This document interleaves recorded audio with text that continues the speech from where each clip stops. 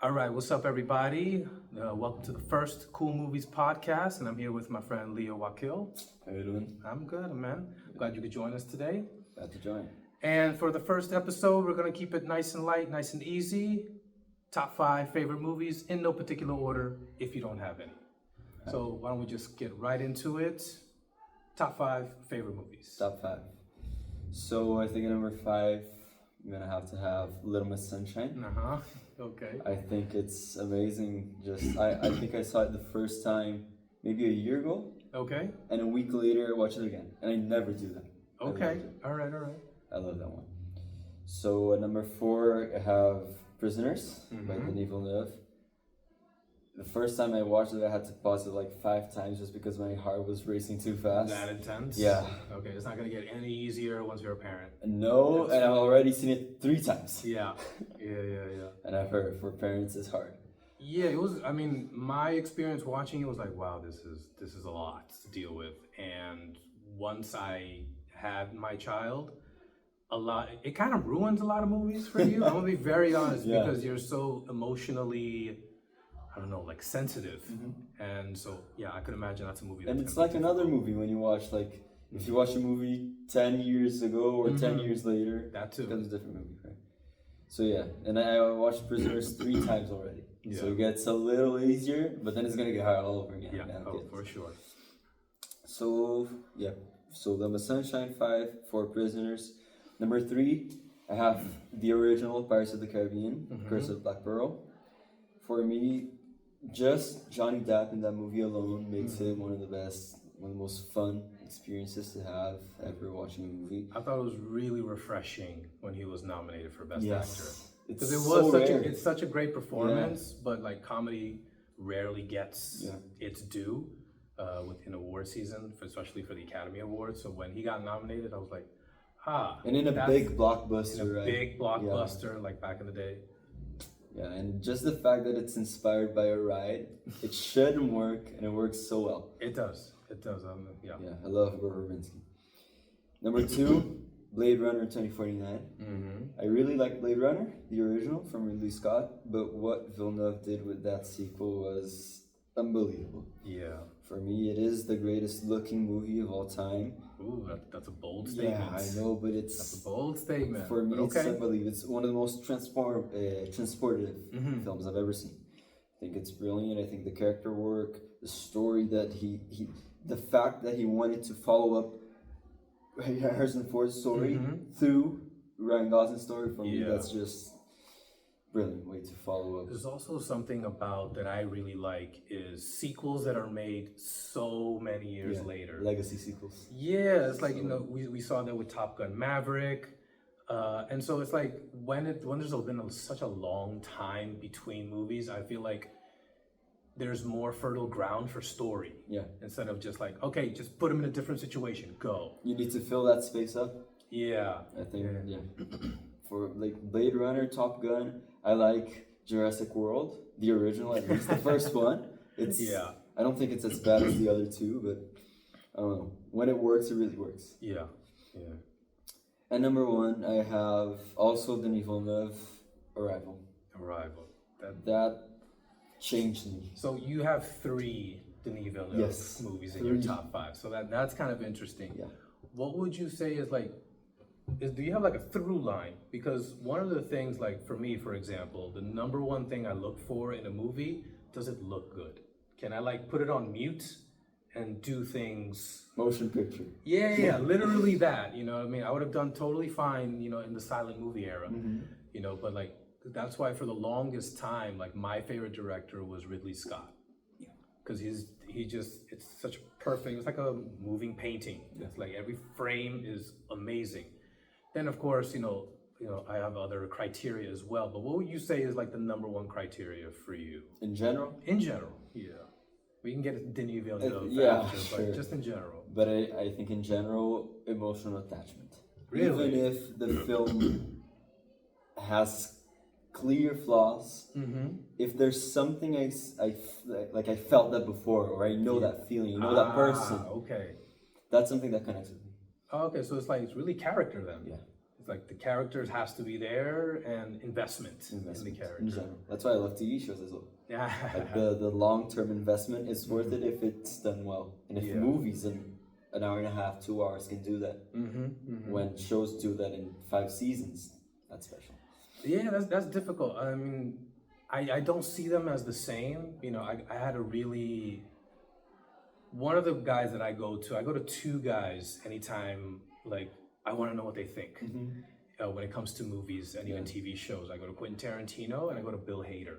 Bill Hader. Yes. Yeah, I know it's totally out of left field, but the dude knows movies. Like, you know, I've seen some interviews with him and he's talking about like The Shining, and he's talking about like these big time directors from the 60s and the 70s. And I'm like, okay, so you have a wealth of knowledge, you know, and so when and just like anything else, once you've done a lot of it, you see the patterns and you see what works and what doesn't, and he's got a great eye for that. And one of the things that like really popped into my head was when Quentin Tarantino was talking about what the difference between a TV series and a movie is, because he's very much all about the movie, obviously. And it's like kind of like the finality when the movie is over, even though it's might be part of a bigger franchise, or there might be like, you know, open door to a sequel, as far as like whatever the story specifically was in that, let's say, 2-hour period. It's like beginning, middle, end. And so you have to go on that journey with the characters, you know, and then with TV series, it's like, unless it's a unique TV series, it's just kind of like, there's no finality to it until the very, very end. So it kind of drags you along. Extended middle act. Yeah, exactly. And I remember when he was talking about that, he was citing specifically Yellowstone, because at the time Yellowstone had just ended. I mean, at the time it was like maybe a couple months ago, you know. And I loved that show. I don't know. Did you watch Yellowstone? I watched 1883, the prequel. And that's probably the best one. Yeah. Yes. Out of the 3. Out of the 3, apparently there's going to be a 4th one. Yeah. Sorry. 1944. I read an article about that, which I'm not sure how I feel about it. Hope they get someone as good as Sam Elliott and Hanson. Well, it's like it's supposed to follow Brendan Scolars, Spencer, his character. If you watch 1923, you'll know who I mean. Yeah. And the way that ends, it was a great ending. Don't get me wrong, but there's something about like with 1883, it's just a long 8-hour movie. Exactly. You know? And so, I didn't watch anything else before. I didn't know anything about like the family tree or anything. No kidding. Watch it, and in the end, I searched about it. Yeah. What made you Why did you start it if you weren't watching Yellowstone? It's a long, weird story. Okay. I subscribed to Paramount Plus. Okay. To watch something. I don't remember. And I saw 1883. I pressed play. I watched like the first 30 minutes, and I was like, "Oh, this is cool. This is like a western." So no idea it was Yellowstone. No idea it was a prequel. No idea it was a limited series. Do you even like westerns? Yes. Oh, okay. All right. Okay. Then like that explains a lot. And then my mom canceled it. The subscription. So I had no way of watching it again. And like a year and a half later, it came to Netflix. And I saw. it was recently. And then, it was like 2 months ago. Yeah. Teachers were all watching it. My teachers, I even talked to them about it. So yeah, I premiered Netflix, and I already knew it was a Yellowstone prequel, and I said, let's give it a try. And I want to watch Yellowstone. Yeah. No, it's. I would recommend 1923. I wouldn't say it's as good as Yellowstone. If I had to rank them, it would be 1883, Yellowstone, and 1923. But I mean, Taylor Sheridan, I think, is just one of the great writers. He's so good right now. Yeah. I mean, it's incredible. He's also really prolific because he writes all of the episodes, all of 1883, all of 1923. Baby, right? People say the entire universe. Yeah, the Yellowstone universe is his thing, and I actually just got finished watching Lioness, which is also on Paramount Plus, seasons 1 and 2. Zoe Saldana? Zoe Saldana, Nicole Kidman, Morgan Freeman. And it's his writing. I like it when it gets more into modern settings. Yeah, and really worlds that maybe we have kind of an understanding of. Maybe it's just through movies, but it's kind of familiar. And it's grounded. And it's grounded. Even though Yellowstone is grounded, nobody really knows anything about ranching. Yeah. You know, so we have to like understand the world and, you know, the cowboy riding and like Sicario, the underworld of like the Mexican. Yeah, we don't know Mexican cartels, yeah. but we know drugs, we know criminals. We know Mexico. Yeah, there's some things that are familiar, Sure. you know? Yeah. And I think if I have one main critique of Yellowstone on a whole, especially towards the end, is that there were so many moments in an episode where he dedicated a lot. There was a lot of like montage of just the cowboy lifestyle. Yeah. You know, it's like, okay, we know you want to honor it. We get it. It deserves the honor, but like, we want to know what's going to happen with Beth.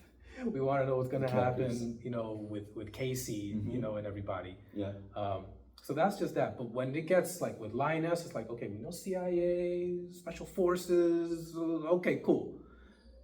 And then he adds in this element that gets really personal because he's really good at at least I think, making the audience understand the personal toll that the job is taking on the character. Yeah, and so with Zoe Saldana, she's a mother of 2 girls. She has a husband, and her just going off for 6 months at a time. They don't see her. Sets the stakes.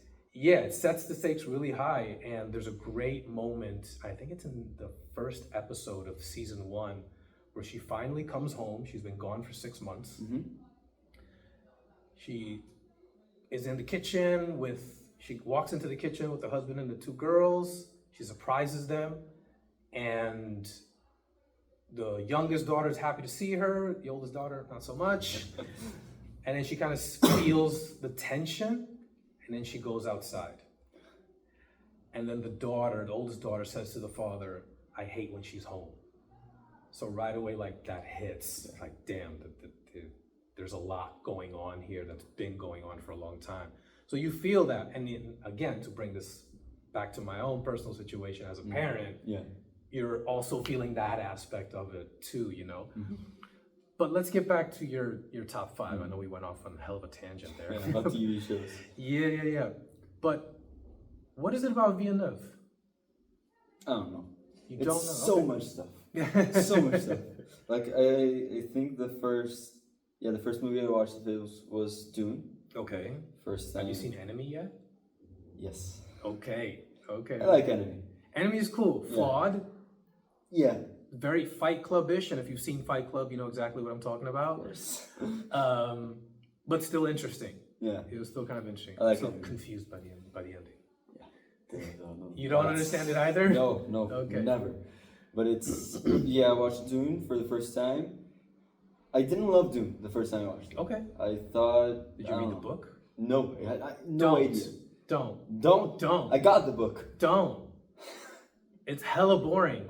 Boring. So boring. Do the movies make justice for the boring, or the movie elevated it? Yeah, elevated. Yeah. Okay, so in full disclosure, I'm an English teacher. I work with Leo on his extended essay for IB, and it just happens to be about movies. Yeah. Hence the collaboration. Yeah. I made the choice to read the book before I saw the movie, so I would kind of have an understanding and know what's going to happen. The book sucks. The characters are interesting, the world is interesting, the story is interesting, but kind of like with my first question, like what's the first thing you need in a movie? What would be in a book? In a book, for me, it's prose. Literally how you construct the sentences. And I'm not the only person that has said this, but as far as like putting the right words together for a sentence, he is not good. I'm gonna say it right now. He is not good. When I read a book, like, and I'll give you the opposite example of where a story that sucks, but the prose is like so smooth. With Frank Herbert, like what I want ideally is for my eyes to just move very smoothly across the page. With Frank Herbert, it feels like staccato. Yeah. It's like this. Like I have to concentrate on every single word because it doesn't seem like they fit very nicely.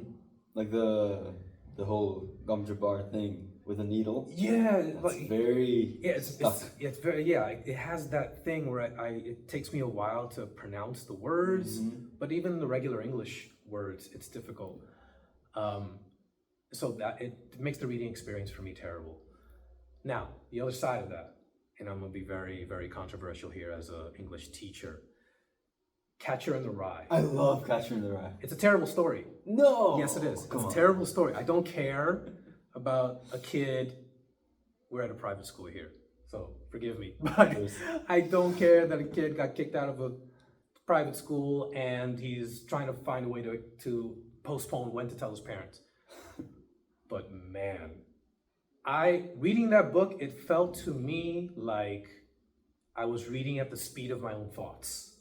My eyes just move so smoothly. It's like a train of thought kind of Yeah, narrative, right? and it's just so flows. smooth. It flows. Salinger, like he knew what he was doing, and we can get into another conversation about that, but we'll do that another time. So, but with the movie itself, as you were saying, it's like you weren't that into it at first. What No. made you go back to it? I went back to it because of Villeneuve. Okay. I didn't like. I knew it was Villeneuve when I You first doubt watched yourself? It's like it. maybe, A little, oh, a okay, little, okay. a little. But I also wanted to show my parents because like it was getting hyped. The second one was coming out. I researched a little about it, like Frank Herbert, the book. I got the book. So yeah, so Dune was the first experience. Weird, interesting but weird. Okay. Then I watched Arrival. Then everything changed. Okay. Arrival is that movie for me. Like it's my number one. It is my favorite movie, but it's also probably the one that changed the way I look at movies the most. Really? Yeah. I mean, Really. I usually prepare to watch a movie. I just saw, sci-fi movie, cool. That's a kind of narrative I hadn't seen before at that point. Maybe just explore more narratives like that. Non-linear, sci-fi stuff. Favorite genre, sci-fi. Really? Yeah, by far my favorite genre. So I would imagine Arrival, in your mind, is the best sci-fi movie as well. Okay, so. All right. But like, it's an unusual sci-fi. Like sci-fi, spaceships, wars, Star Wars. Arrival, it's more internal. It's more condensed. It's a really claustrophobic movie. So yeah, so I after Arrival, I did like, I like this guy. I liked Arrival. Let's check out what else he done. Then I went to Prisoners. Really like Prisoners. Then I just went through his filmography. Went back to Dune. Loved it.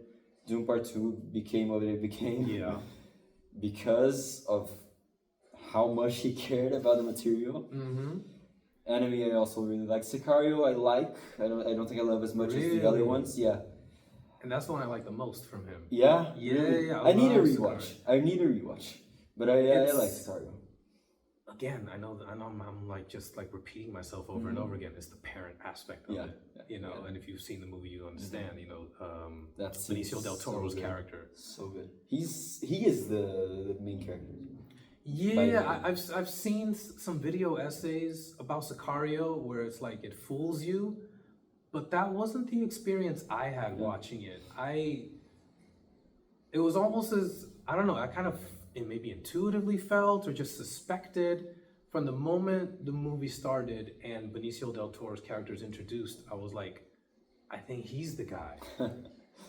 Right away. Yeah, there was something about it. Maybe it's because like I think very highly of Del Toro.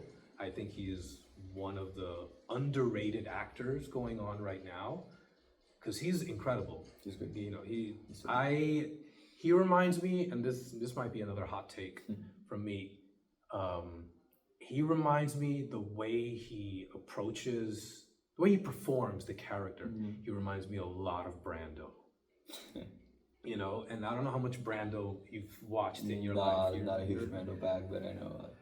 So the thing with Brando, and if you watch, I would recommend, if you really want to understand how good Brando was and how different he was, go watch the movie Mutiny on the Bounty. He plays the captain of a ship. And did he do Streetcar Named Desire? Yes. Yeah. Right. That's another movie where he kind of shows how he's different, but it's way more pronounced in Mutiny on the Bounty because he kind of figured out what he does. You know, it's kind of like they say a comedian finds their voice after like 10 years. So Mutiny on the Bounty was in the 60s, or Streetcar Named Desire is in the 50s, and already it looks different, but it's very, very pronounced in Mutiny on the Bounty, where he is doing the naturalistic type of acting that everyone does now. So it's kind of hard to understand what makes him so special. No. But when you watch that movie, you see, oh, he's doing the natural thing. Everyone is doing the classical British, on the stage, overacting, over enunciating the words. Performing, and he's just being. So like, if you could, like, of course he's great in The Godfather, Apocalypse Now. My personal favorite of his, not that I think it's the best, it's just like my favorite because it's so fun, is The Freshman. Is a movie he did with Matthew Broderick, where he kind of makes fun of his character in The Godfather. It's a fun little movie. Comedy. Yeah, it's a comedy. Yeah, early 90s it came out, really fun stuff. And the way he just does Brando, it's like he's making a parody of himself, which is always refreshing when an actor does that, because they take themselves so seriously. And why do you think he's similar to Del Toro? Del Toro has that natural kind of, it just seems so effortless for him. Like if you watch Del Toro in Sicario 2. Haven't seen you have part 2? No. There's a scene where it has to do with, it's a little bit more, not more, because it focuses a little bit on terrorism and how terrorists can make their way across the Mexican border. And he's, not to give too much away, but he's on a bus that is for illegal immigrants that are crossing the border. And the bus gets stopped by a group from the cartel. And it's him and the kid that he's partnered up with to go on this mission. And they're basically interrogating him. He's like, are you this person? Are you this? And he's just like, nah. He's just so calm and cool, but it doesn't feel like a fake calm and cool. It feels like he's really not worried about these guys, And so there isn't like, and he disappears in his characters, with very few actors can do that. Like, look, I love Leonardo DiCaprio, but I always see Leonardo DiCaprio. There's very few exceptions. Wolf of Wall Street, Django Unchained. I really think he disappeared. Don't Look Up. Don't Look Up. I still kind of saw it. Really? I know he's nerdy. He's kind of awkward. He's so nervous there. Yeah. He's fidgety and all of that jazz. But I still see Leonardo DiCaprio. But I think when he's partnered with the right director, so with, of course, Scorsese and with Django Unchained, Quentin Tarantino, I think he's given the right guidance. To go to a different route. Yeah. Especially with Tarantino, him being Calvin Candy, like I don't see Leonardo. No one else would play Calvin Candy. And there's also that. It's like, So now you went through your top 5. Can you talk a little bit about the first experience watching each of those movies? Each of them. Yeah, all 5. You can start from number 1 or 5. So Arrival, I basically already said it was just a sci-fi movie on Prime Video that I pressed play and I loved. Did you watch any of these movies in the movie theater? No. None of them. Oh. Wow, right. I hadn't realized that. I didn't realize that. That's an important thing to keep in mind. But all right, that's all good. Well, it's the modern age. Yeah. It is what it is. It's so weird. But if I can watch Blade Runner one day in the theater, it'd be a dream come true for me. But yeah, so Arrival first time was like that, just trying to find something to watch. Blade Runner, I knew, like, the first one was very popular. And when I initially watched the first one, I didn't love it. I watched it with my dad, and my mom told me it was great. My dad didn't remember it. He didn't like it at all. I think he's left halfway through. He's left through the movie. I like it. Like, I watched it when I was in college because I took film classes. Yeah. And so I had to watch it. Yeah. But I'm like, I love Ridley Scott. Why do I not like this movie? What's going on Should here? be for me. Yeah, but okay, I get it. I think it's more important than it is enjoyable. Ding, ding, ding. Yeah, Yes. but it's I like Blade Runner. When I first watched it, didn't love it. Let time pass. I like 6 months passed before I watched the second one, and I knew the second one was from Villeneuve, and you got all those Twitter memes and like the you're lonely, everything. So I had seen shots, so it was also beat up interesting. Ryan Gosling. Yeah, Ryan Gosling. The famous shot of him walking through like this orange desert Yeah. in LA. Yeah. That's also great. So I was planning to rewatch Blade Runner, but I didn't want to. So I just waited for like I think it was a holiday. We went to the beach house. We haven't usually like that's the perfect scenario because my mind is I have no worries. Okay. So I'm just watching the movie. Just lose yourself in it. Lose myself. Put my headphones on. Perfect experience. Nice. Okay, that's interesting. Love Blade Runner 2049 in the headphones. Yeah. But to go back really quick on 2049 is like another thing I can enjoy about most legacy sequels. You don't have to watch the first one. No, you don't. Especially with 49 because like you said, like the tone is completely different. Like it feels like the first one to me feels like claustrophobic. Busy city, everything is going on, people on top of each other. Second one's the opposite. And the other one's like it completely opens. open space. You know, and which is a something that's been used before. I'm gonna get super nerdy with you right now, because it has to do with Ridley Scott. Go back and watch like Alien and Aliens. Yeah. The first one very open. Yeah. And then the second one very claustrophobic. You know, and I never really realized that until I remember I was in college and I was like, a friend of mine was like, let's watch a movie. And for some reason I was like, let's watch Aliens. You know? And I remember it saying, he told me like, no, it feels too claustrophobic. And I never really thought about it. And I was like, that is true. It is. And I just like the guns and I like the Marines. Yeah. But yeah. Which one do you prefer? Alien or Aliens? Aliens. I'm a big Jim Cameron fan. Me too. Big fan of Jim Cameron. You know, he's a wild man. He's one of those guys. He's got his ways. Okay, so Arrival, 49. 49. And with Prisoners. With Prisoners was was exploring Villeneuve's filmography in general. And a thriller. Okay.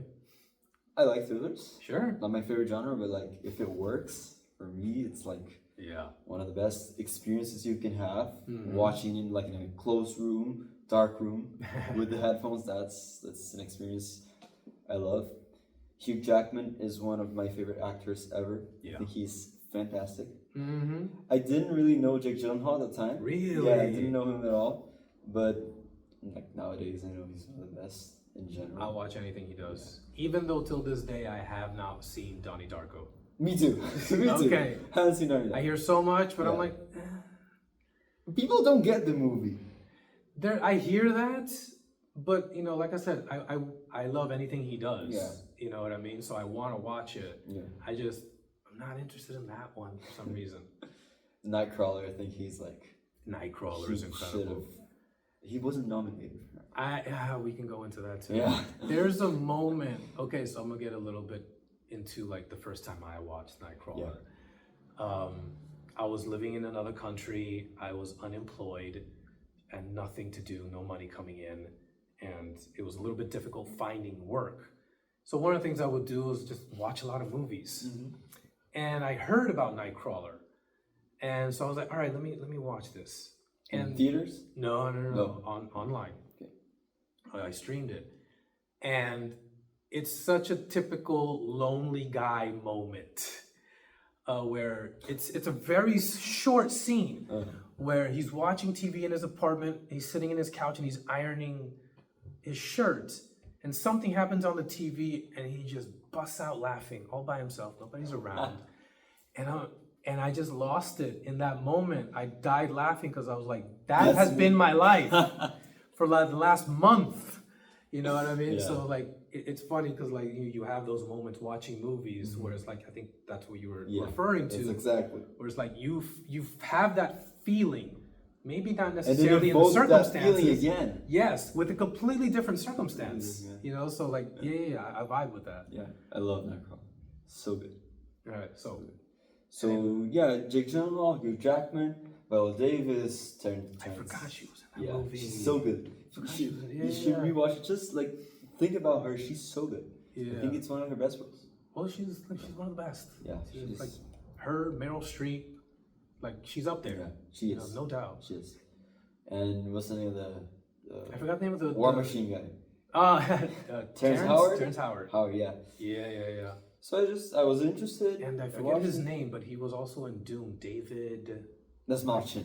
Yes, thank you, He's because I cannot pronounce his last name. He's For so the life good. of Yeah, me. David Dust Malchin, I think. Yeah, he's so good. Did you watch Late Night with the Devil? No. 2023 horror with him. I think it's the first movie he was the main guy. Oh, okay. The movie's whatever, but he's really good. That dude is, man, he freaks me out. But he's so good with it. In Prisoners especially, he's so creepy with the snakes thing. Yeah. He's so good. good. Yeah. And even just that, when Jake Gyllenhaal corners him, at his house, like, wait a minute, but you said this, but this. And he's confused. And the look on his face, like, it's very subtle, but it's like, oh. And you can see he's disturbed. Yeah. Like, even when he tries to be normal, when he opens the door, when I first watched it, I didn't know him. Mm-hmm. I already knew something was off. When he opened the door. He knows how to portray that, and it's really great to watch. He's so good, and his filmography, even though he doesn't have huge roles, he works with Villeneuve, with Nolan, with so many great people. Dark Knight. Tiny performance in Dark Knight. The guy from Dark Knight, the Joker scene. Yeah. So I watched Prisoners. Number 4, I forgot which one that was. You're number 4. Prisoners. Pirates of the Caribbean. Pirates of the Caribbean. That's a childhood movie. Okay. That's a childhood movie. I get it. I watched it. That may be the movie I watched the most in my entire life. No kidding. Yeah. No kidding. My grandma and I binged all 5 movies every month. Every month. No kidding. We loved it. We had a great time. Yeah.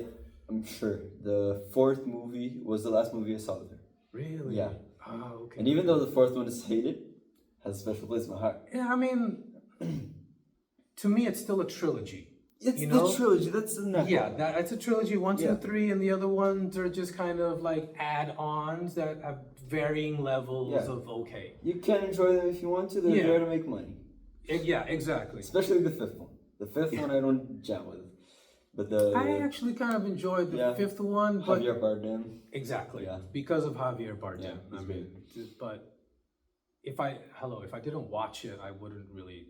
It doesn't change the story. Like because it's 2.5 hours of my life that I'll get back, and that's fine. But I don't think it was a total waste of time. It was fun for what it was. Yeah. I'll give it that. But they never reached the original trilogy.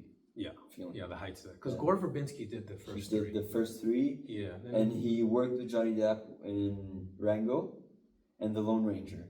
I love The Lone Ranger. Really? I love The Lone Ranger. So much sauce. So much sauce. I got a huge beef with Lone Ranger because they just missed such a huge opportunity in introducing the villain.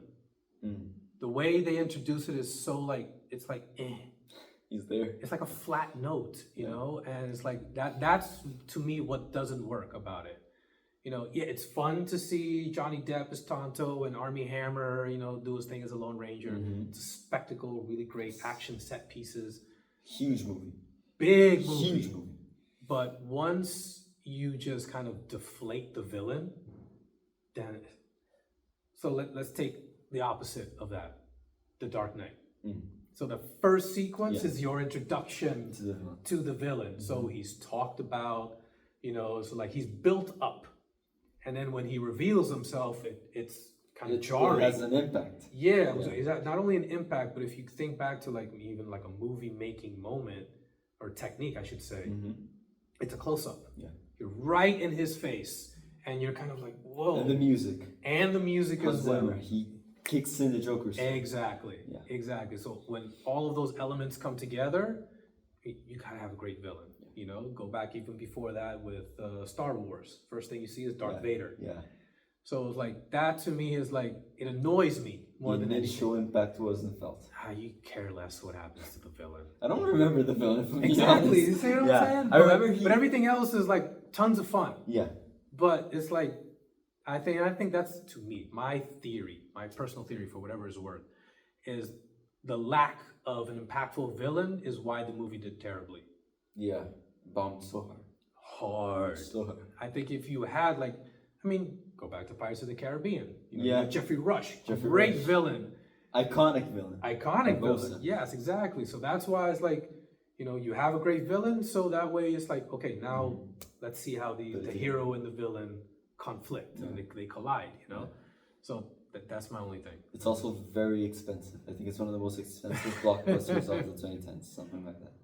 It was a lot. And I remember the scene, the villain, like he's nothing. I don't even remember who played him. Do you? Do you remember who played him? No. No. Zero memory. But I do remember being traumatized by the scene he eats the guy's heart. Yeah. That scene, I remember my mom was watching with me. She was like, nope. Come on, let's skip the scene. All right. But I like Lone Ranger and Rango. I think it's so funny. I never watched Rango. Never watched Rango. No. As a Western. I'll probably go back to it because it is animated. And It is, my yeah. son is watching like all the animated stuff. How old's your son? 3.5. 3.5. Wait a little bit for Wait, Rango. okay. That's a little. Like a mature yeah, animated. it looks movie. like even the animation itself. It looks like a live action movie. It looks like a Western. All right. It's funny, but it looks like a Western. All right. So that was with. That's number 4. Yeah, 4 Pirates of the Caribbean. So now Little Miss Sunshine, which sticks in my head as soon as you saw it, you said it. It's an outlier. Yeah, it's like an indie film. It's a Sundance indie film. Yeah. Sundance. Who directed that? I forgot. It's you remember? you can search right now. It's it's a brother and sister. Really? They did a short before Little Miss Sunshine, I think, and they didn't direct any movie feature length after Little Miss Sunshine. No kidding. Nothing. It was such a great character piece. It's such a great family movie with Oscar some serious movie. Yeah, with some well. serious Yeah. things underneath. Because what I remember, because I've only watched it once, but I do remember when it was being marketed, when it was first coming out. It's Valerie Ferris and Jonathan Dayton. No. Nothing. When they were marketing it, it was like one of those feel-good family comedies. Yeah. That's how they promoted it. Mm-hmm. And then I see it, and I'm like, this is Something not more. the feel-good comedy thing. Like, you know, It's almost feel bad at some points. yeah, like you only feel like the good feeling only comes at the ending, at the pageant The show. final showdown. Yeah. You know, but it's like, you know, Steve Carell and his character, you know, trying to commit suicide. Yeah, It's Steve like, Carell in that movie. Steve Carell is one of my favorites as well. Yeah. I think he's so good in that movie. And So good. you know what? I do have to say though with Steve Carell, because I grew up with him. Well, I wouldn't say like that, because it was more like in my 20s. But you experienced him. I experienced him from when he was on The Daily Show Yeah. with Jon Stewart. Uh-huh. You know, and he was doing segments. Yeah. You know, so, and then he started doing, I think it was like Bruce Almighty was the first time I saw him. 40-Year-Old 40-Year-Old Virgin, when he popped. The Office. Yes, exactly. And so like, but I've seen his career trajectory. And so when you see that and experience that, and then you see him in Little Miss Sunshine, you're like, this dude is special. And it's weird to see him. Very, very weird. When I didn't recognize him, I think, when the first scene with him in the psychiatric hospital, something like that. There's a scene when they're in a gas station. I think he runs out of gas and they have to stop. And I think they forgot the grandpa, something like that. He goes to the 7-Eleven. Yeah. And he looks back, and it's like an ex-boyfriend, something like that. Okay, yeah. I remember the scene you're talking about now. His face in that scene, he freezes. I'm like, And I've never seen him do that. yeah. That was like, I froze that scene. Mm-hmm. I love that scene. Like I saw him, like I think the next dramatic role, you can say, I think that I remember seeing him in after that was Foxcatcher. I don't know the movie, but he's so good in that. But even when I saw him in the trailer and some clips later on, before I saw the movie, I was like, yeah, I buy that. Yeah. but I don't think I would have had that reaction if I hadn't seen Little Miss Sunshine. Little Miss Sunshine before. You know, because my reference is only 40-Year-Old Virgin. Like you Scott. know? Yeah, the comedy Steve Carell character that he played on the Daily Show. Try and look up some old clips of the Daily Show. Yeah, because Stephen Colbert was around at the same time. They started together. And he was also comedy? Yes, they had a segment called Stephen versus Stephen. Oh, I've heard of that. I think I've heard of that. Yeah. Hilarious. Absolutely. Those two together were awesome. I wish they would have done a movie together. Yeah. Yeah. Is Stephen Colbert funny? Not anymore. He had a show that I always used to watch. Because you know, when I lived in the States, it was 11 o'clock on the Comedy Central Daily Show, 11:30 the Colbert Report. Okay. And he started in the Daily Show, then did the Colbert Report. He was hilarious. He was doing a satirical take on conservative news talk shows, and it was a masterpiece. It was so hilarious. When he started doing late night stuff, like I think he took over for David Letterman, I was like, why is he not funny anymore? What's going on here? It can't be funny. It's simple. I think it's the format. You know what I mean? Yeah. Because they're limited as well. Yeah. But yeah, that's that. All right, Little Miss Sunshine. Little Miss Sunshine. Steve Carell. That was hilarious. I remember laughing out loud again, like what I said about Jake Gyllenhaal and Nightcrawler. Laughing out loud by myself, watching the end dance sequence of Little Miss Sunshine. I'm like, because at first it's shock, because I'm like, what? Whoa! You spent the entire movie building that up. Yeah. The grandfather taught her that. And it all hits you, and you're like, oh, this is hilarious and creepy and inappropriate. And then when the family joins in, you're like, this is beautiful. Yeah. So there's so many emotions that go into that entire scene. Just one sequence. Yeah. Yeah. For me, the standout sequence, of course, the Steve Carell looking at his ex. But there's a scene I think they're already in the competition venue, something. They're in a balcony. It's Paul Dano and Steve Carell. Yeah. And Paul Dano says something like, let's just forget this fucking thing. Fuck everything with beauty pageants, like beauty standards. Yeah. Just be yourselves. That's what they do in the end. So It was great. Yeah. And the music. Also love the score. No, I don't really remember the score so much, but I only watched it one time. You know, I was like, oh, let me see what's up with this. You know, I was catching up with a lot of the great ones that existed. I'm still doing that. Yeah. I'm in that process. Yeah. And so you're fine. You got a great journey ahead of you. Yeah.